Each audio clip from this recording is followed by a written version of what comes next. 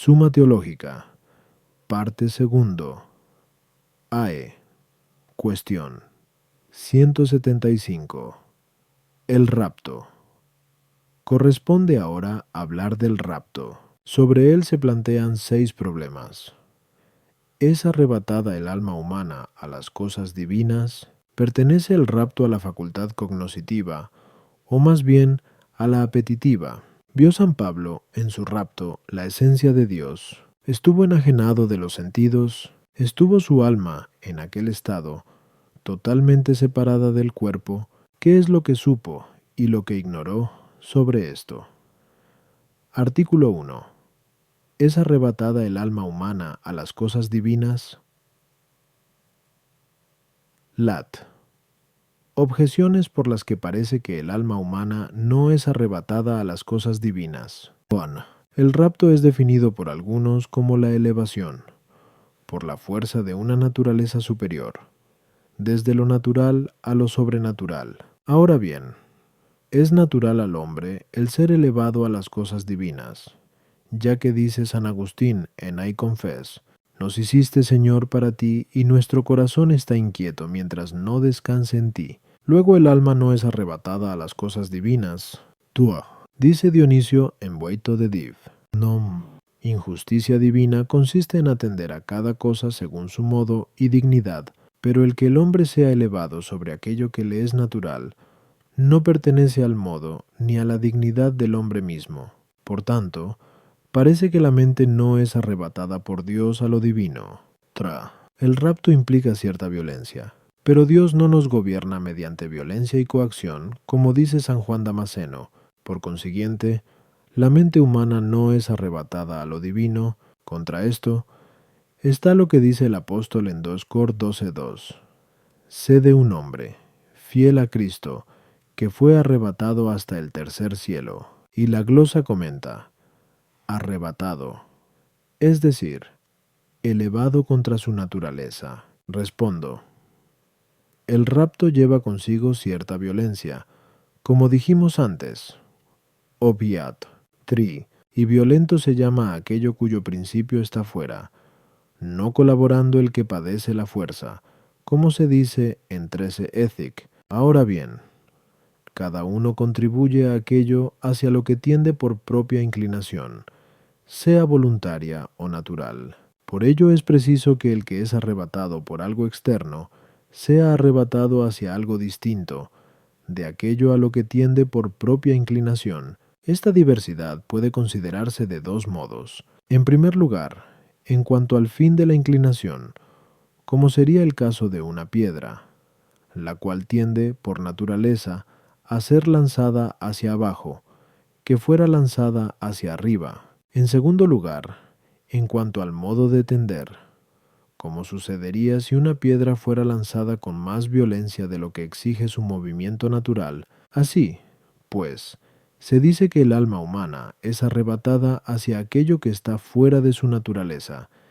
En primer lugar, en cuanto al término del rapto, como cuando uno es arrebatado apenas, según leemos en el Salmo 49:22, no sea que me arrebate y no haya quien me libere. En segundo lugar, según el modo connatural al hombre, que consiste en comprender la verdad mediante los objetos sensibles. Por eso, cuando es abstraído de la aprehensión, se dice que es arrebatado, aunque sea llevado a las cosas a las que está naturalmente ordenado, supuesto que esto no se realice intencionadamente, como sucede en el sueño, el cual es natural, y por ello no puede ser considerado rapto. Esta abstracción, cualquiera que sea su término, puede ser debida a una triple causa. En primer lugar, a una causa corpórea, como sucede en aquellos que sufren enajenación por causa de una enfermedad.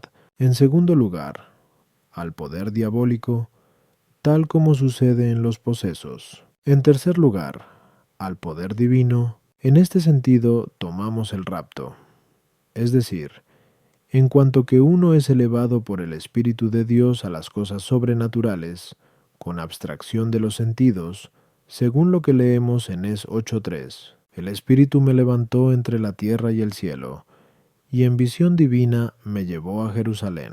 Conviene tener en cuenta, sin embargo, que a veces se dice que uno es arrebatado no solo mediante la enajenación de los sentidos, sino también por enajenación de aquellas cosas en las que se ocupaba, como sucede cuando uno padece distracción de la mente sin querer. Pero esto no se considera rapto propiamente dicho. A las objeciones. 1. Es natural al hombre el tender a lo divino, mediante la aprehensión de cosas sensibles, conforme se dice en Rom 1:20. Lo invisible de Dios es conocido mediante las criaturas, pero este modo de ser elevado a lo divino, con abstracción de los sentidos, no es natural al hombre. Tuo corresponde al modo de ser y a la dignidad del hombre, el ser elevado al orden divino, porque el hombre fue hecho a imagen de Dios, y dado que el bien divino excede infinitamente las facultades humanas, el hombre necesita la ayuda sobrenatural para percibir ese bien, y tal ayuda es obra de la gracia. Por ello, el que la mente sea elevada por Dios mediante el rapto no es antinatural, sino superior a la facultad natural. 3. Las palabras de San Juan Damasceno han de entenderse como referidas a las cosas que el hombre debe hacer.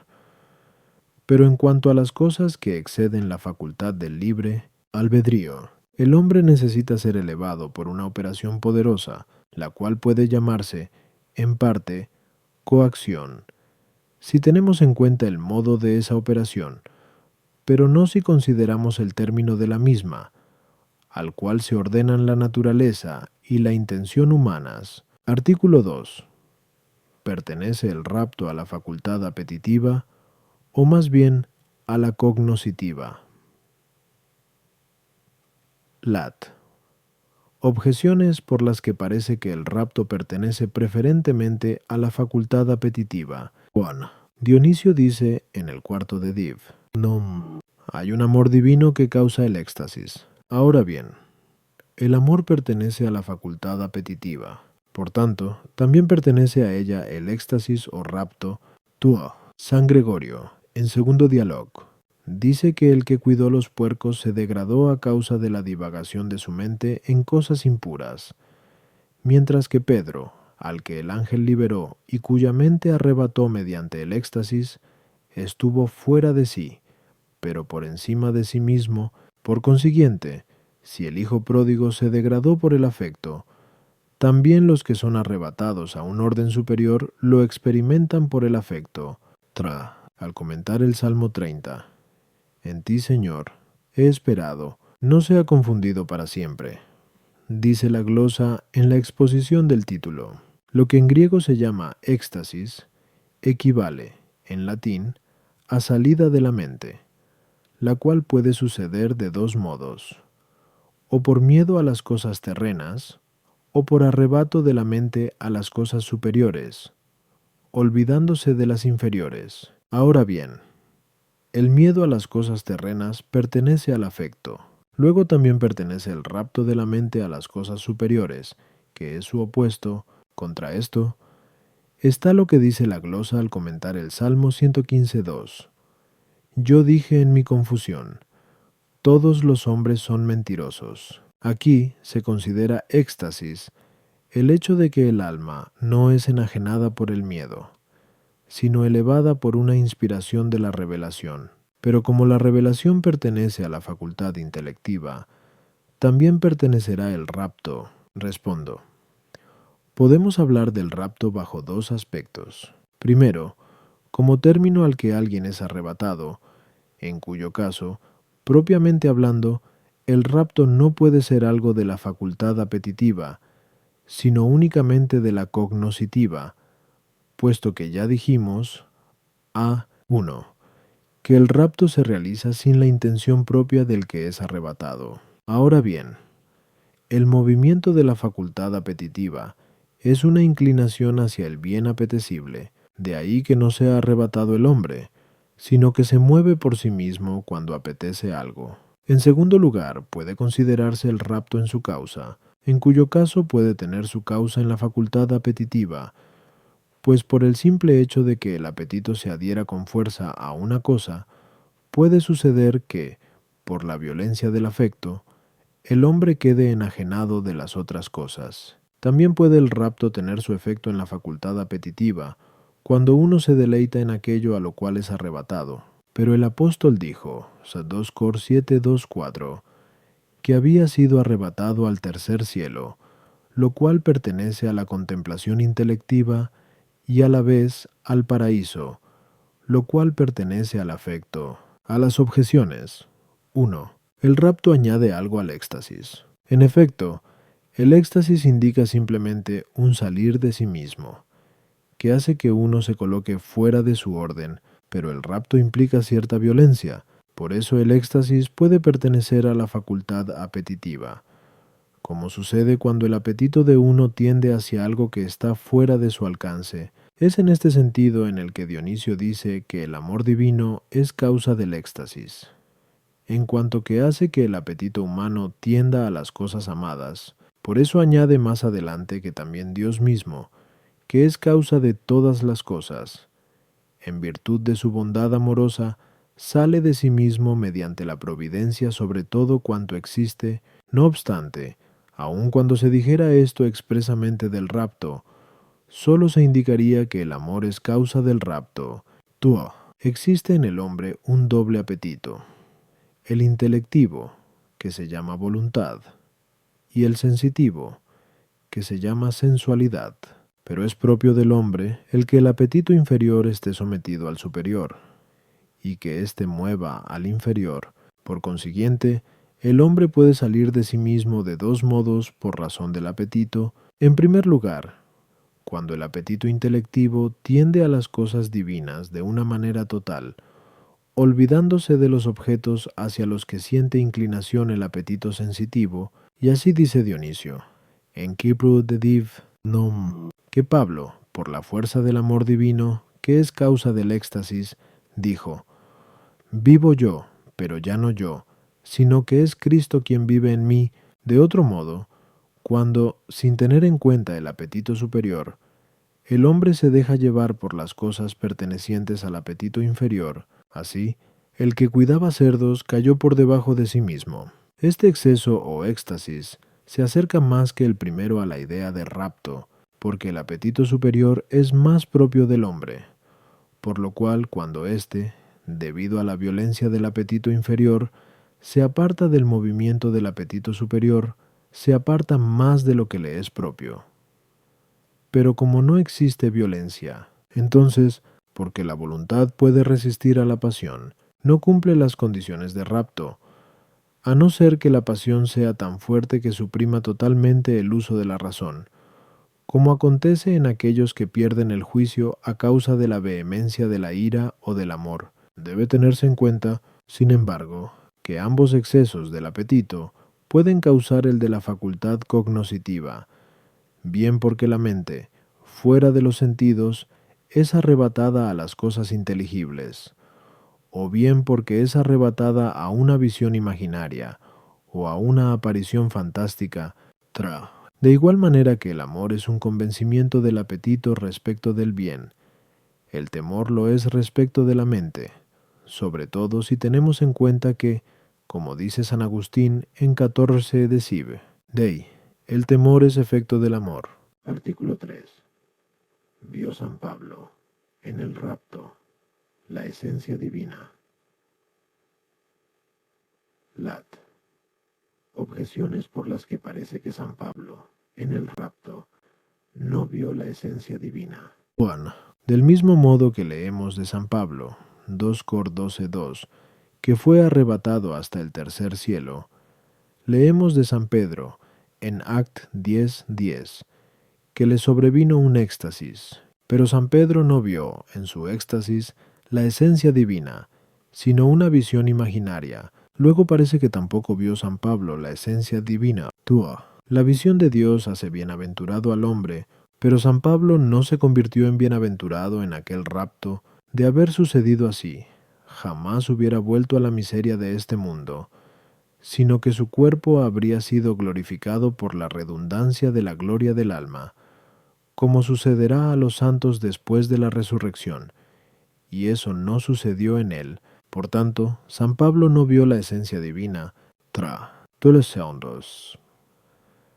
La fe y la esperanza son incompatibles con la visión de la esencia divina, tal como se dice en 1 Cor 13:8 cs. Ahora bien, San Pablo, en aquel estado, tuvo fe y esperanza. Por consiguiente, no vio la esencia divina, cor. Y además, como dice San Agustín en 12 Supergen, ad lit, la visión imaginaria hace que se vean algunas semejanzas de los cuerpos, pero parece que San Pablo, en su rapto, vio algunas semejanzas, como las del tercer cielo y del paraíso, tal como se dice en 2 Cor 12:2.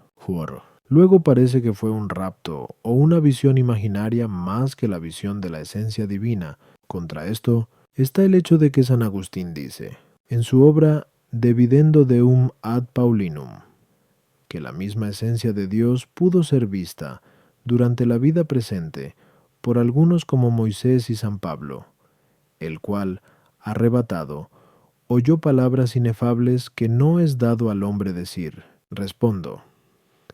Algunos sostuvieron que San Pablo, en su rapto, no vio la misma esencia de Dios, sino cierto brillo de la claridad de la misma, pero San Agustín defiende abiertamente lo contrario, no solo en su obra De videndo deum, sino en 12 Supergen, ad lit, al igual que la glosa a 2 Cor 12,2, esto mismo viene a sostener el propio apóstol, quien dice, 2 Cor 12,4, que oyó palabras inefables, que no es permitido al hombre hablar. Ahora bien, esto parece referirse a algo tocante a la visión beatífica, que supera la condición de la vida presente, según las palabras de Is 64:4.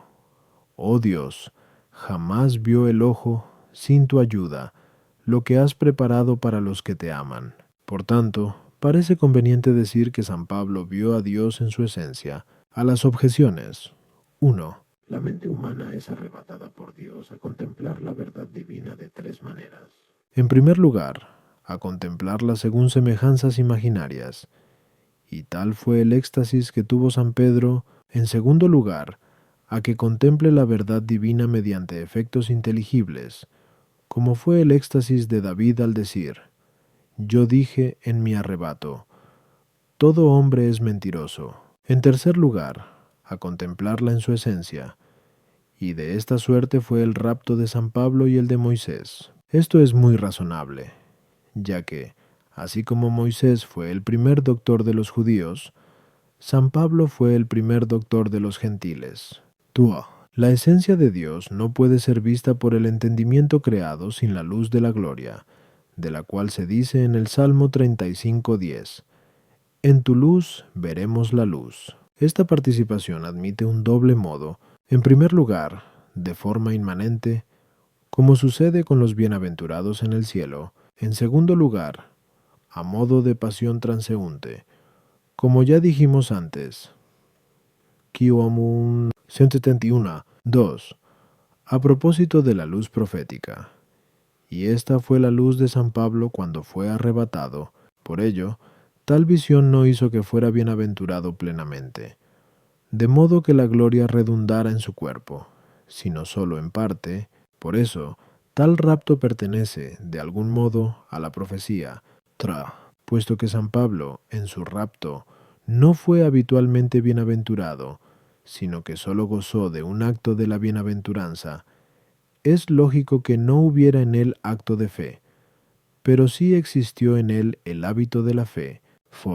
Bajo el nombre de tercer cielo, puede entenderse también algo corpóreo, significando entonces el cielo empíreo, que se llama tercero respecto del cielo aéreo y del sideral, o más bien en relación con el cielo sidéreo y el acuoso o cristalino. Y se dice rapto al tercer cielo, no porque fuera arrebatado a ver la semejanza de alguna cosa corpórea, sino porque aquel lugar es el de la contemplación de los bienaventurados. Por eso dice la glosa a 2 Cor 12,2, que el tercero es el cielo espiritual, donde los ángeles y los santos gozan de la contemplación de Dios, y cuando dice que fue arrebatado a él, significa que Dios le mostró la vida en la cual ha de ser visto para siempre. Puede entenderse también por cielo una visión extraordinaria, la cual puede decirse cielo bajo una triple acepción. Primero, según el orden de las potencias cognoscitivas, entendiendo como primer cielo la visión extraordinaria corpórea que se percibe por los sentidos, como se vio la mano del que escribía en la pared en Dan 5:5. El segundo cielo, la visión imaginaria, como lo que vieron Isaías 6:1 y San Juan en el Apocalipsis 4:2.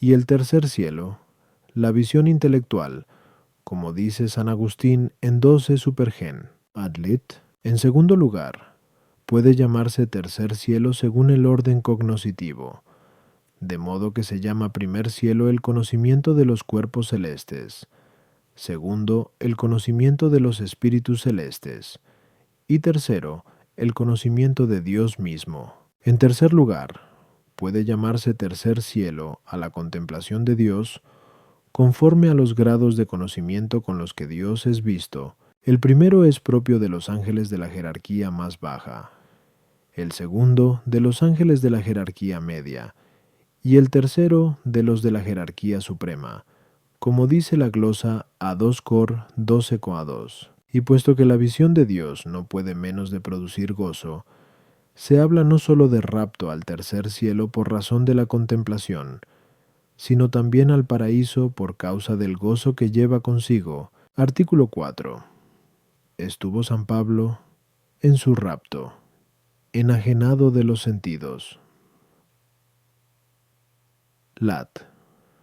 Objeciones por las que parece que San Pablo, en su rapto, no estuvo enajenado de los sentidos. 1. Dice San Agustín en 12 Supergen. Adlit.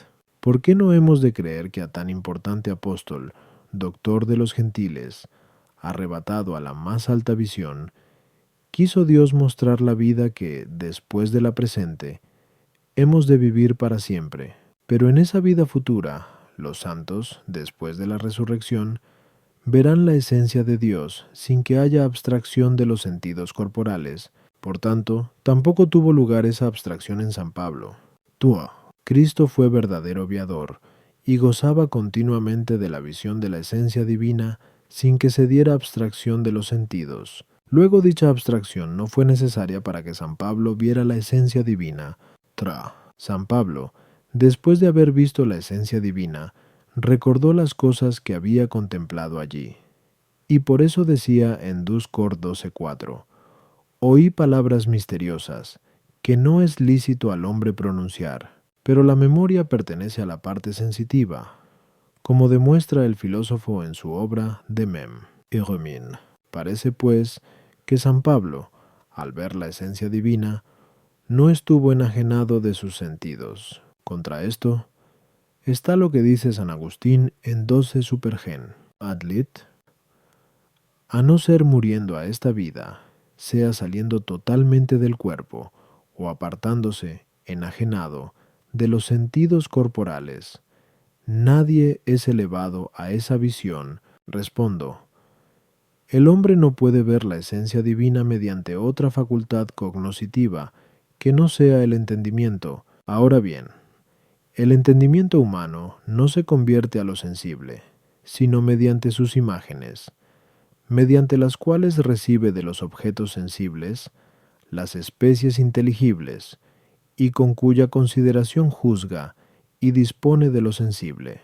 Por eso, en toda operación en la que nuestro entendimiento es abstraído de las imágenes, es preciso que sea abstraído de los sentidos. Pero el entendimiento humano, en esta vida, ha de ser abstraído de las imágenes si ve la esencia divina, pues ésta no puede ser vista mediante ninguna imagen, ni siquiera por medio de una especie inteligible creada, puesto que la esencia divina sobrepasa infinitamente no sólo a todos los cuerpos a los que corresponden las imágenes, sino a toda criatura inteligible, y conviene que, cuando el hombre es elevado a la altísima visión de Dios, toda la intención de la mente se eleve a lo alto, de modo que no entienda nada de estas imágenes, sino que se eleve totalmente a Dios. Por eso es imposible que el hombre, en el estado de esta vida, vea a Dios en su esencia, sin que se dé la abstracción de los sentidos. A las objeciones.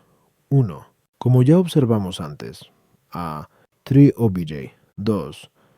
Después de la resurrección, en los bienaventurados que ven la gloria de Dios, la gloria redundará del entendimiento a las potencias inferiores y al cuerpo.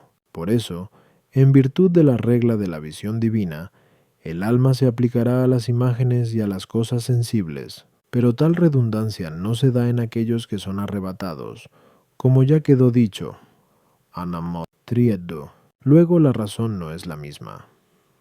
2. El entendimiento del alma de Cristo estaba glorificado por la luz habitual de la gloria, con la que veía la esencia divina con mucho mayor perfección que el ángel o el hombre. Era aviador por la pasibilidad de su cuerpo, según la cual era un poco inferior a los ángeles, según se dice en Heb 2:7-9, por dispensa divina, y no por ningún defecto intelectual. Luego no es la misma la razón respecto de él y de los demás viadores. San Pablo, después de ver a Dios en su esencia, se acordó de lo que había conocido en aquella visión por algunas especies inteligibles que de la misma visión habían quedado, a modo de hábito, en su entendimiento, igual que, al desaparecer los objetos sensibles, quedan algunas impresiones en el alma, que luego se recuerdan volviéndose a sus imágenes en la mente. Por eso no podía pensar en todo aquel conocimiento ni expresarlo con palabras. Artículo 5. ¿Estuvo el alma de San Pablo, en aquel estado, totalmente separada de su cuerpo? Lat. Objeciones por las que parece que el alma de San Pablo, en aquel estado, estuvo totalmente separada de su cuerpo. Juan. Dice el mismo apóstol en 2 Cor 5:6-7. Mientras moramos en este cuerpo, estamos ausentes del Señor. Caminamos por la fe y no por la visión, pero, en aquel estado, no estaba lejos del Señor, porque veía a Dios cara a cara, como ya mencionamos. A. 3. Por consiguiente, no estaba en el cuerpo. 2. Las potencias del alma no pueden elevarse por encima de su esencia, en la cual radican, pero el entendimiento, que es una potencia del alma, mientras estuvo arrebatado, estuvo abstraído de lo corporal, mediante la elevación a la contemplación divina. Luego, con mayor razón, estuvo la esencia del alma separada del cuerpo. Las fuerzas del alma vegetativa son más materiales que las de la sensitiva, pero era necesario que el entendimiento fuera abstraído de las fuerzas del alma sensitiva, como dijimos antes. Aminama 104. Para que pudiera ser arrebatado a la visión de la esencia divina, luego, con mayor razón, había de ser abstraído de las fuerzas del alma vegetativa, porque, si cesa la operación de éstas, el alma ya no permanece unida al cuerpo. Luego parece que fue necesario que, en el rapto de San Pablo, el alma estuviera totalmente separada del cuerpo. Contra esto, está el hecho de que San Agustín dice en su epístola Ad Paulinum, Dividendo Deum: no es increíble que esta alta revelación haya sido concedida a algunos santos difuntos, pero no de modo que sus cadáveres hubieran de ser sepultados. Por consiguiente, no fue necesario que, en el rapto de San Pablo, su alma estuviera totalmente separada del cuerpo. Respondo. Como ya se ha observado, a Yesnoville 1. En el rapto del que tratamos, el hombre es elevado, por virtud divina, de lo que es natural a lo que está por encima de la naturaleza. Debemos, pues, considerar dos cosas: qué es natural al hombre y qué ha de realizarse en el hombre por encima de la naturaleza. Por el hecho de estar unida al cuerpo como forma del mismo, tiene el alma cierta necesidad natural de entender mediante la conversión a las imágenes. Esto no se lo quita la virtud divina en el rapto, puesto que no se cambia su condición, según dijimos antes. A. 3 OBJ. 2. 3. Permaneciendo en dicho estado, se le quita al alma la conversión actual a las imágenes y a lo sensible, para que no se vea impedida su elevación a algo que está sobre todas las imágenes, tal como ya lo dijimos antes. A. Poto. Por tanto, en el rapto no fue necesario que el alma se separase del cuerpo, dejando de estar unida a él como forma suya. Pero fue preciso que su entendimiento fuera abstraído de las imágenes y de la percepción de las cosas sensibles. A las objeciones. 1. En el rapto, San Pablo estaba lejos del Señor en cuanto al estado, puesto que todavía era un viador, no en cuanto al acto, por el que veía a Dios tal como era, según queda dicho. A. Tri obie, tuo, tre, tuo. La potencia del alma no se eleva, por la virtud divina, de igual modo que el cuerpo es elevado, por una fuerza mayor, por encima del lugar que le corresponde en virtud de su naturaleza específica. Tra. Las fuerzas del alma vegetal no actúan conforme a la intención del alma, como lo hacen las fuerzas sensitivas, sino de un modo natural. Por eso, en el rapto, no se requiere la abstracción de las potencias sensitivas, con cuya operación quedaría aminorada la intención del alma respecto del conocimiento cognoscitivo. Artículo 6. ¿Ignoró San Pablo si su alma estuvo separada del cuerpo? Lat. Objeciones por las que parece que San Pablo no ignoró si su alma estuvo separada del cuerpo. Pon. El mismo San Pablo dice en 2 Cor 12:2: Conozco a un hombre, fiel de Cristo, que fue arrebatado al tercer cielo, pero hombre indica el compuesto del alma y cuerpo, mientras que rapto es distinto de muerte. Parece, pues, que él mismo sabía que su alma no estaba separada del cuerpo, dado, además, que es esta la doctrina más común entre los doctores. Tuo. Las mismas palabras de San Pablo dan a entender que él supo a dónde fue arrebatado: al tercer cielo. De aquí se sigue que supo si lo fue en cuerpo o no, puesto que, si supo que el tercer cielo era algo corpóreo, se deduce que su alma no estaba separada del cuerpo, puesto que una visión corpórea no puede realizarse sino mediante un cuerpo. Por tanto, parece que supo si su alma estuvo separada del cuerpo.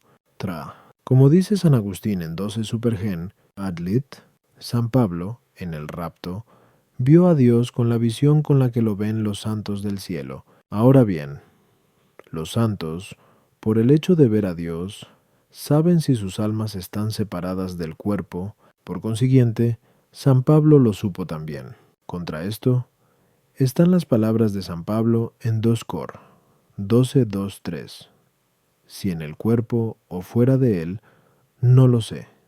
Dios lo sabe. Respondo.